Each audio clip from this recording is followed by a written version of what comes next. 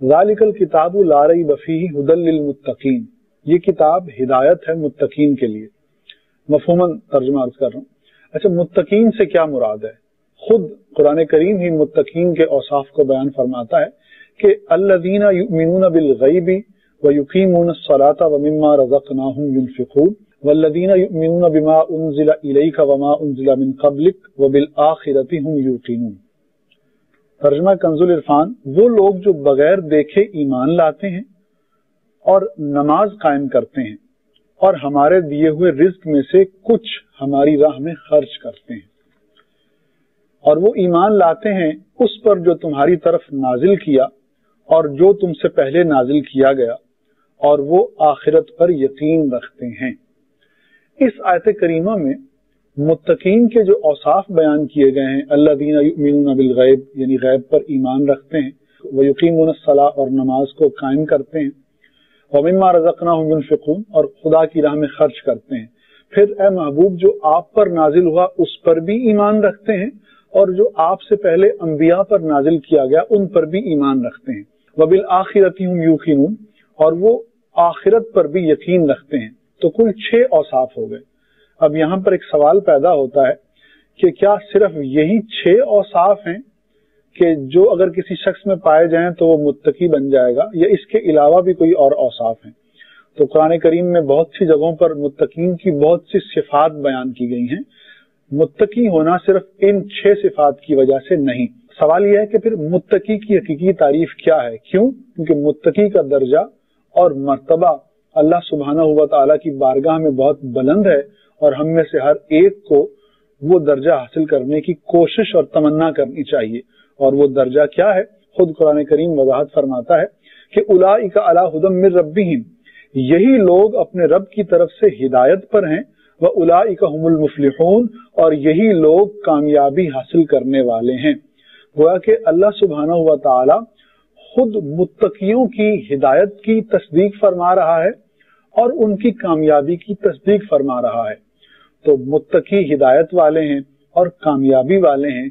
تو جب خود اللہ سبحانہ و تعالیٰ یہ بیان فرماتا ہے تو ہم میں سے ہر ایک شخص کو کوشش کرنی چاہیے کہ وہ متقی بنے اور متقیوں کے گروہ میں اور زمرے میں داخل ہو جائے۔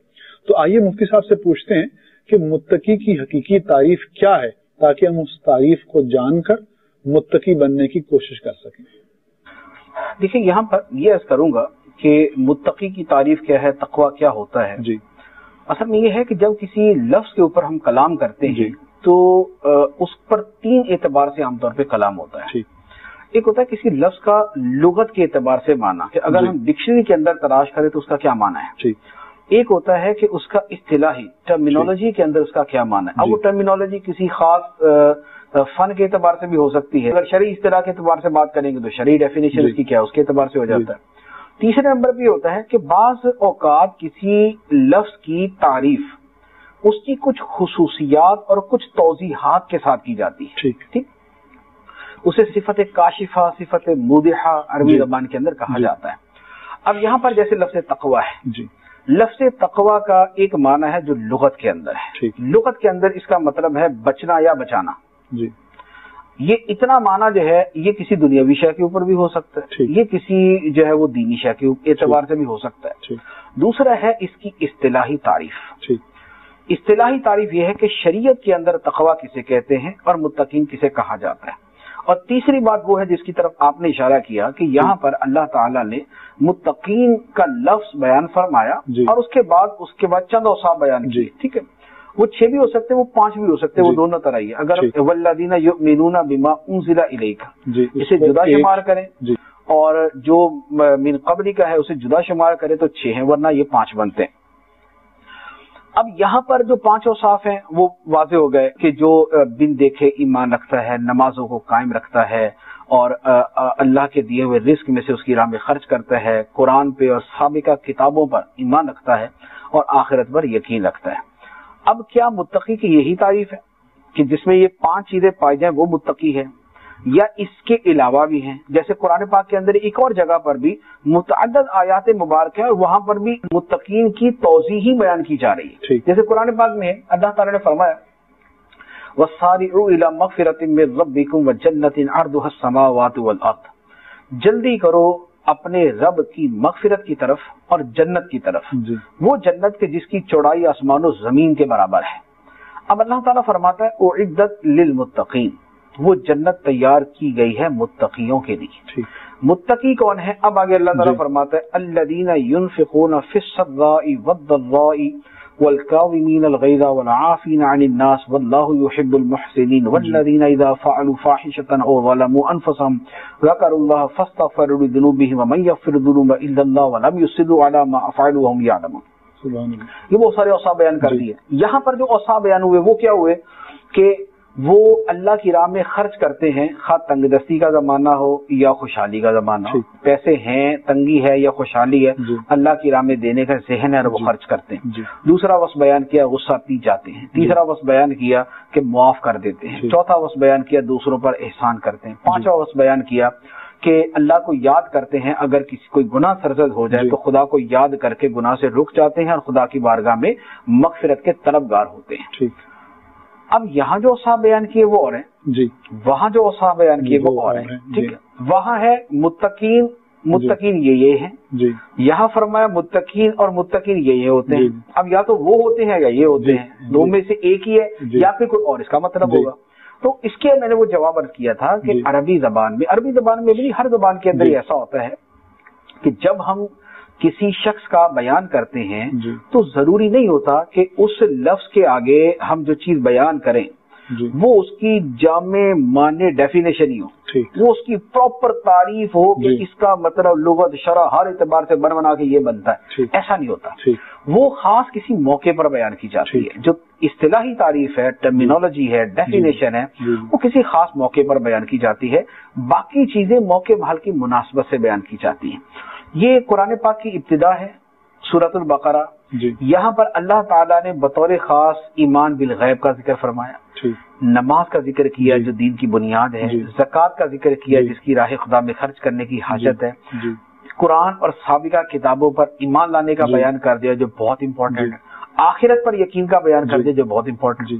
अब गैब पर ईमान लाना, गैब खुदा भी है और गैब जन्नत भी है, जहन्नम भी है। आखिरत पर यकीन रखना है, वो भी आ गया। रसूलों की किताबों पर ईमान रखना है तो रसूलों पर भी ईमान रखना होगा। तो बड़ी बेसिक्स जो है वो यहाँ पर बयान करते हैं। यहाँ सूरतुल बकरा की इब्तिदा है, नुज़ूल कुरान बयान किया जा रहा है, ज़ालिकल किताबु ला रैब फीह, वो बुलंद रुतबा किताब जिसमें कोई शक की जगह नहीं है, हिदायत है इसमें मुत्तकियों के लिए।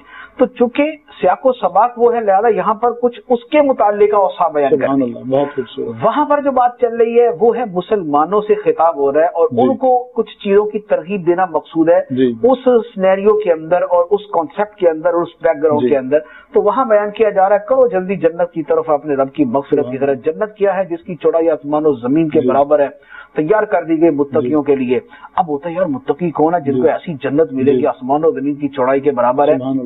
तो अब चूंकि इस्लामी मुआशरा इस्टेब्लिश हो चुका है, लोगों के आपस में मामलात होते हैं, तलखियां हो जाती हैं और बहुत सारे मामलात पेश आ जाते हैं, शादियां हैं, फैमिलीज हैं। तो अब कहा गया कि और फिर गरीब भी हैं, अमीर भी हैं, तो फरमाया कि देखो मुत्तकी वो है जो अल्लाह की राह में हर हाल में खर्च करे, तंगदस्ती है तब भी खर्च करे, खुशहाली है तब भी खर्च करे, और आपस के और गुस्से को पी जाए और अफवा दरगुजर इख्तियार करे, माफ कर दिया करे लोगों को, बल्कि एहसान किया करे उनके ऊपर, और खुद अगर खता सरजद हो जाए तो खुदा को याद करके मगफिरत का मुतमन्नी हो, तलबगार हो। तो वहाँ वो सियाको सबाक चल, वहाँ वो बयान फरमाया गया। ये है कुरान का हुस्न, ये है कुरान की खूबी, और ये है अल्लाह ताला के कलाम की शान कि जैसा मौका महल है वैसा वहां पर कलाम किया जा रहा है। तो यहाँ पर कोई भी चीज जो है वो डेफिनेशन नहीं है, ये सारी सिफाते काशिफा मुदिहा है, ये वजाहत कर रही है। कहीं कुछ बयान कर दिया जाता है, कहीं कुछ बयान कर दिया जाता है, तो वो भी उसकी तारीफ में दाखिल है। सूरतुल बकरा में बयान किया वो भी तारीफ में दाखिल, यहाँ जो बयान किया ये भी तारीफ के अंदर दाखिल है। लेकिन जो इस्तिलाही तारीफ है, जो टर्मिनोलॉजी है वो जुदा है। वो क्योंकि टर्मिनोलॉजी हमेशा वो होती है जो लुगवी माने के करीब करीब होती है। کیونکہ لغت سے جب ایک لفظ کو منقول کر کے دوسرے معنی کی طرف لایا جاتا ہے تو ضروری ہوتا ہے کہ اصل معنی، اصل لغوی معنی کے ساتھ مناسبت باقی رہے اس کی. تو اب اصلی لغوی معنی کے اندر ہے بچنا یا بچانا، لہذا اصطلاحی تعریف وہ ہوگی جس کے اندر یہ معنی پایا جائے گا. تو اصطلاحی تعریف جو علماء نے فرمائی ہے وہ یہ ہے، تقویٰ یہ ہے آدمی کا اپنے آپ کو اس شے سے بچانا جس کا کرنا اس کے لیے آخرت میں نقصان دہ ہو یا جس کا نہ کرنا اس کے لیے آخرت میں نقصان دہ ہو. آدمی کا اپنے آپ کو بچانا چوری سے جس کا کرنا اسے آخرت میں نقصان دے گا. اور آدمی کا اپنے آپ کو بچانا نماز نہ پڑھنے سے کہ جس کا نہ پڑھنا اسے آخرت میں نقصان پہنچائے گا. ٹھیک ہے، تو لہذا یہ ہے اس کی اصطلاحی تعریف کہ تقویٰ یہ ہے کہ آدمی اپنے آپ کو اس شے سے بچائے کہ جس کا کرنا اسے آخرت میں پھنسا سکتا ہے یا جس کا نہ کرنا اسے آخرت میں پھنسا سکتا ہے. ان چیزوں سے بچنا، اس کا نام ہے تقویٰ. یہ ہے اس کی ایک جامع اور بنیادی تعریف جو تقویٰ وجوبی کی تعریف ہے، تقویٰ واجب کی تعریف ہے. کیونکہ جب تقوی کے درجات پہ آتے ہیں تو پھر اس میں تھوڑا سا اس سے آگے والا اسٹیپ بھی آ جاتا ہے، یہ ایکسٹینڈ ہو جاتا ہے. لیکن جو تقوی ہمیں جس کا بطور خاص حکم دیا گیا جو ہر مسلمان سے مطلوب ہے، تقوی کے جو سارے درجے وہ سب سے مطلوب نہیں ہے، انشاءاللہ جب ہم اس پہ کلام کریں گے تو جائیں گے. دیکھیے جو تقوی ہر مسلمان سے مطلوب ہے وہ ہے کہ ہر مسلمان اس شے سے بچے، بلکہ ہر مسلمان ہی ہر انسان اس شے سے بچے جو اس کی آخرت کو نقصان دینے والی ہے. خواہ اس کا کرنا نقصان دیتا ہے تو اس کے کرنے سے بچے، اس کا نہ کرنا نقصان دیتا ہے تو اس کے نہ کرنے سے بچے. تو یہ ہے ایک اس کا تقویٰ کا لغت کے اعتبار سے معنی، ایک اس کا اصطلاح کے اعتبار سے معنی، اور ایک اس کا وہ معنی کہ جو قرآن پاک کے اندر توضیح کے اعتبار سے بیان کیا. یہاں پر ایک اور نقطہ میں عرض کروں گا، وہ یہ ہے کہ یہاں پر ایک بڑی خوبصورت بات سمجھنے کی ہے. قرآن پاک کے اسلوب میں ایک بڑی خوبصورتی ہے. وہ کیا ہے؟